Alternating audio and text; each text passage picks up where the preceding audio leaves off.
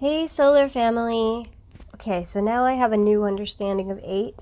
The last one wasn't inaccurate, it was just a little cheesy, but it's a really in-depth symbol, jam-packed with coded information. If 8 and infinity and love and gravity and more the science aspect of that interests you, I encourage you to go watch Dan Winter's Fractals DNA Golden Ratio video if you haven't already. It's like very heady, but it describes the science of this more, and the first half of the video at least. And he uses more of this science to come to the same conclusions that I have intuited and channeled, which is really, I guess, like 100th Monkey or who knows what, but anyway, about like gravity equaling love, and about like he uses a lot of these same terms like self-similar, self-awareness, bliss. And I hadn't seen this video when I made this the first time, so that was really interesting to me. So I credit him with a lot of this. I don't monetize. I'm not seeking money with any of this. Anyway, this is my journey, whatever, is more about connections with this information and the English language. Okay, so here we go. 2 is where you have the potentiality to become self-similar. It's the potentiality for love. 8 is where this actually becomes achievable and integrates it into the system.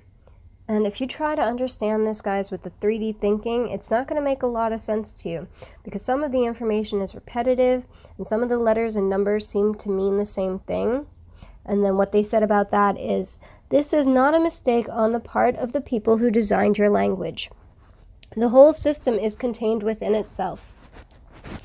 So we've already gone over how G is love, but I didn't really talk about like why or how. So it occurs when waves, and then I wrote that as weaves, which they said, yeah, that was on purpose, become self-similar. Mirrored braiding. And I said, what is mirrored braiding? And they're like, vortex connection, 8. And I was like, why? And they were like, because emotion is an electrical frequency, or 7. And I was like, what separates this from love, or 8? And they were like, well, it's more refined. And so this goes into some of the stuff that Dan Winter talks about, where he's like, why is magnetic X made of bliss and service? He doesn't actually mention the service, but that's something I've gotten over and over again, that V equals service, and the A, which is really just a caret, the asterisk, the caret and the V are connected in the X. But anyway, so he's like, why are they different than 7 or J? And they said, self-embedding is the solution to self-awareness. A is alpha bliss. V is you receiving service. It is simply a part of the mirror that is you. And I said, does combining bliss and service refine emotional frequency into love? And they were like, close. Connection of these elements, and you connect to both project and connect to the harmonics of love. And then I thought about the Tesla coil again, because that's still coming through. And I was like, well, what does the spark gap and the toroid of the Tesla coil have to do with all this? And they were like, N, your spark of self-awareness, fills the gap, and 8, or the torus, allows for the control. And I was like, so can 8 be defined as a harmonic control mechanism for one's own self-sovereign love?